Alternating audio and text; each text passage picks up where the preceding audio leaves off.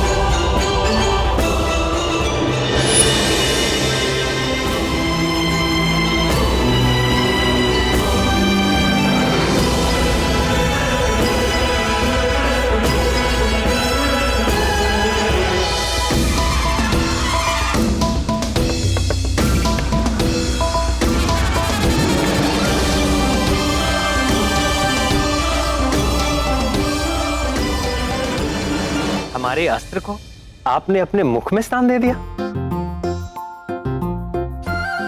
ये मित्रता कब हुई प्रिय हनुमान? इनसे वाद विवाद करने में आपको प्रतीक्षा करनी पड़ती प्रभु,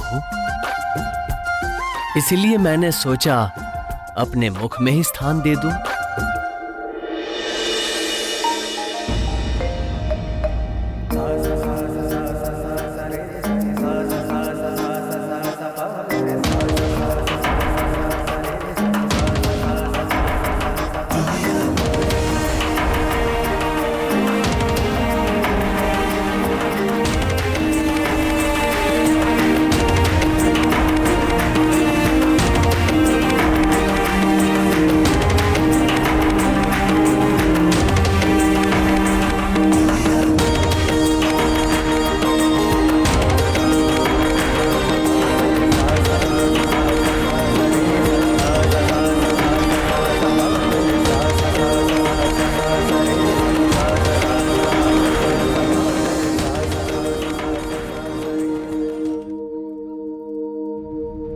अंजनी नंदन, मेरे समीप इतनी स्त्रियां देखकर भी तुम्हें विस्मय हो रहा होगा। हो तो रहा है प्रभु।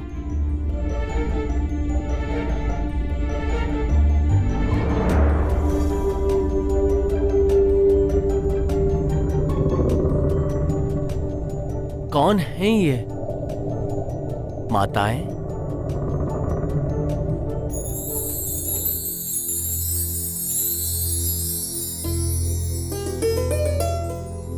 तुम्हें स्मरण होगा कपिवर, त्रेता युग में अनुजों और सेना सहित मैंने सरयू नदी में जल समाधि ले ली। तब से अब तक लाखों वर्षों से तुम निरंतर मेरे नाम का जाप कर रहे हो, और कदाचित तुम्हें भी बोध है वत्स कि वर्तमान द्वापर युग में मैं श्री कृष्ण रूप में इस पृथ्वी पर फिर से अवतार ले चुका हूं।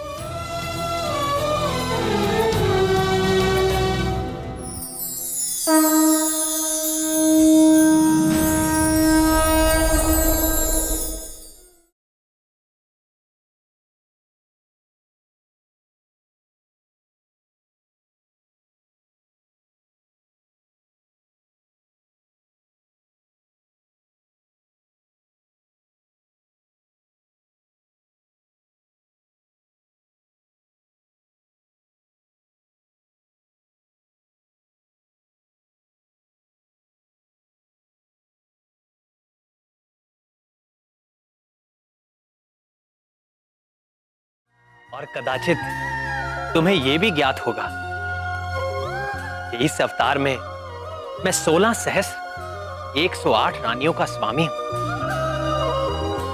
यहां उपस्थित ये सारी स्त्रियां मेरी विवाहिता हैं। तुम तो सदैव मेरे हृदय में वास करते हो प्रियवर। तुम तो मेरा स्वभाव जानते हो, मैं समदर्शी हूं, सबके साथ समान भाव रखता हूं। केवल तुम जैसे भक्तों पर मेरी विशेष कृपा रहती है। मैं तुमसे बहुत प्रसन्न हूं हनुमान। मांगो, वर मांगो। नाथ, यदि आप मुझसे सचमुच प्रसन्न हैं, तो मेरे हृदय में सदैव बसने वाले सीतापति, धनुष बाणी प्रभु श्री राम के रूप में मुझे पूर्ण दर्शन दीजिए।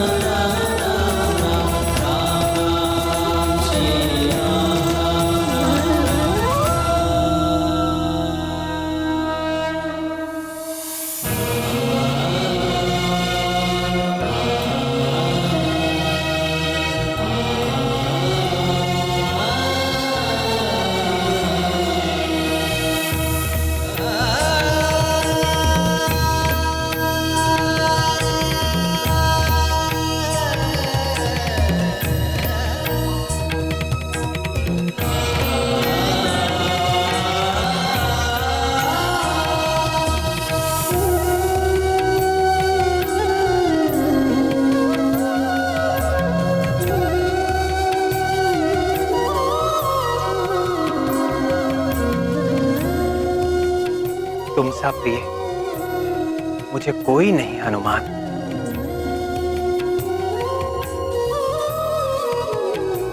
मैं सदैव तुम्हारा ऋणी रहूंगा।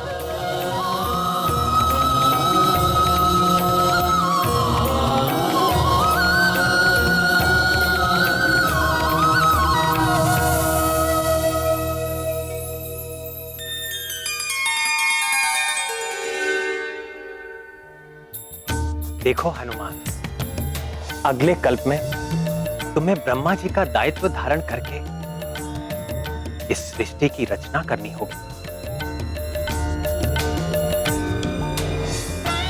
करोगे ना?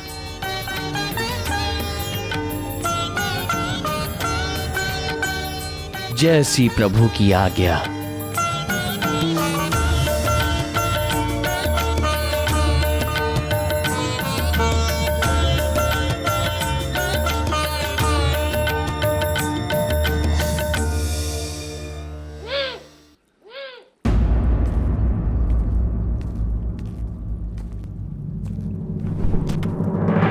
सुनो मित्र सुदर्शन, अभी यहाँ पर परमवीर हनुमान आने वाले हैं। सावधान रहना, भूलकर भी उनसे उलझना मत, नहीं तो। शिराज, वो तो आकर चले भी गए। आकर चले गए? बल ही नहीं, गति में भी वो मुझसे बढ़कर है, और मारक क्षमता में मुझसे भी बढ़कर। मित्र वैनते, मैं क्षमा चाहता हूँ। आज मैंने व्यर्थ ही आपके आगे अहंकार किया। नहीं नहीं अस्त्र शिरोमणि, भूल मेरी थी, क्षमा तो मुझे मांगनी चाहिए।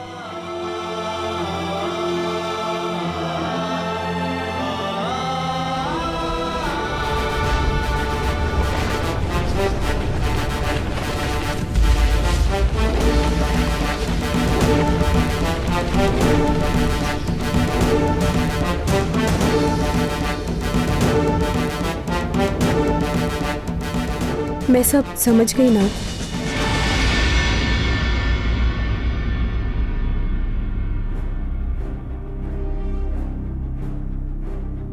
क्या समझ गई प्रिय? यही कि आपने ये सारी लीला मेरा गर्व भंग करने के लिए खेली। रानी सत्यभामा, आपके साथ अस्त्र शिरोमणि सुदर्शन का भी गर्व भंग हो गया है और पक्षीराज गरुड़ का भी।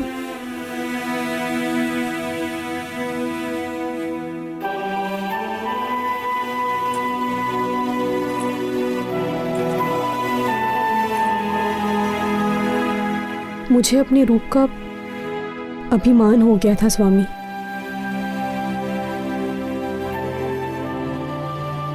मैं ये भी भूल बैठी कि आप कभी किसी पर आसक्त नहीं होते, मात्र लीला करते हैं।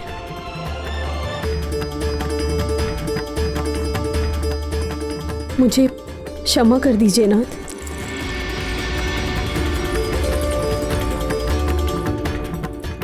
जहां अहंकार होता है वहां प्रेम नहीं रहता। अहम के जाते ही भक्त और भगवान में कोई भेद नहीं रह जाता।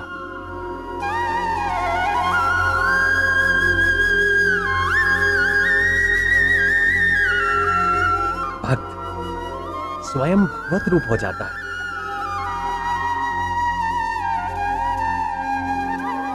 ये है प्रेम की शक्ति। जानती हो सबसे बड़ा प्रेमी कौन है?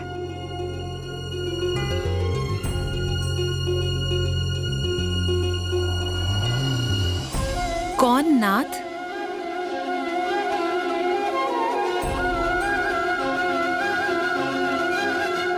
पवन पुत्र हनुमान।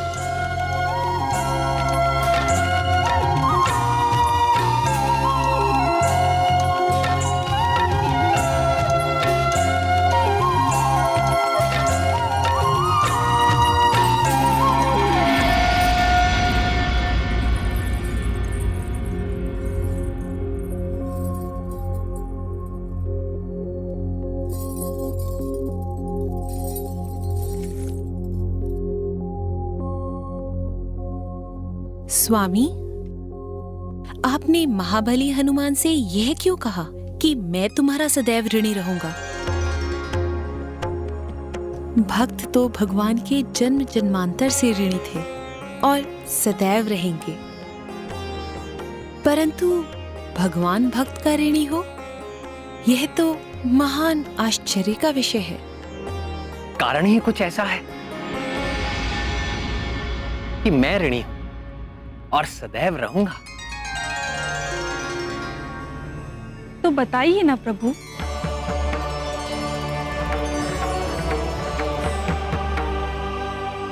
बताऊं? जी बताइए। तो सुनो।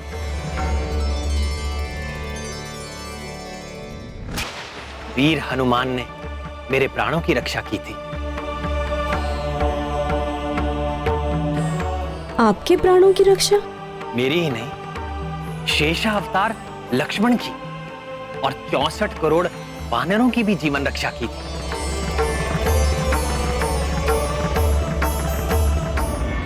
ये लंका युद्ध की बात। हमारी सेना के अद्भुत पराक्रम से राक्षस सेना त्राही त्राही करने लगी, तो रावण ने अपने मायावी पुत्र मेघनाथ को युद्ध भूमि में भेजा। ये मेघनाथ बड़ा ही कुशल योद्धा था। उसने ब्रह्मास्त्र का प्रयोग करके हमारी संपूर्ण सेना को मरणासन कर दिया। मैं अर्थात दशरथ नंदन राम, शेषावतार लक्ष्मण और वानर राज सुग्रीव सहित सारे योद्धा सब के सब मूर्छित होकर मृत्यु के मुख में जाने लगे। तब बुद्धिमान जामवान ने संकट मोचन हनुमान को बुलाया।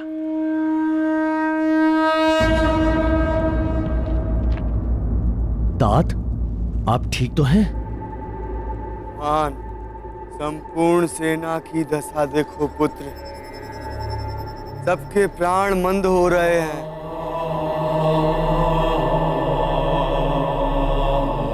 हाँ तात, सूर्य की प्रथम किरणों के साथ ही ये सभी सैनिकों के प्राण पखेरु हो जाए। अब केवल तुम ही हम सब की प्राण रक्षा कर सकते हो हनुमान। किसी दूसरे में ये योग्यता नहीं है। श्री राम भी इस घड़ी में तुम्हारे पराक्रम के आश्रय हैं। और मेरा पराक्रम मेरे प्रभु श्री राम के आश्रय। मैं जानता हूँ पुत्र, तुम्हें बहुत दूर हिमालय जाना होगा और ब्रह्मास्त्र के उपचार के लिए औषधियां लानी होंगी पुत्र। हिमालय? हिमालय तो यहाँ से सहस्रों योजन की दूरी पर है। चकित न हो राक्षस राज, विलक्षण हनुमान पवन पुत्र है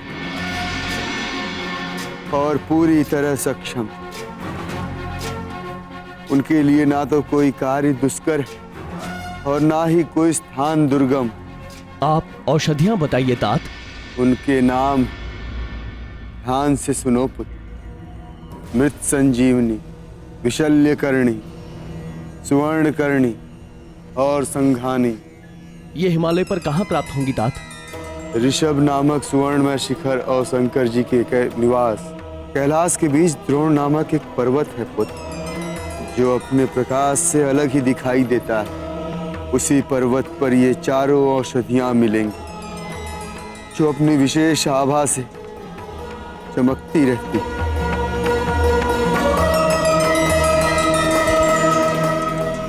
मुझे आज्ञा दीजिए तात।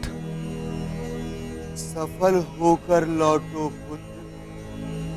ध्यान रहे, सूर्योदय के पूर्व ही मैं अभी औषधियां लेकर आपके सामने उपस्थित होता हूं। जय श्री राम।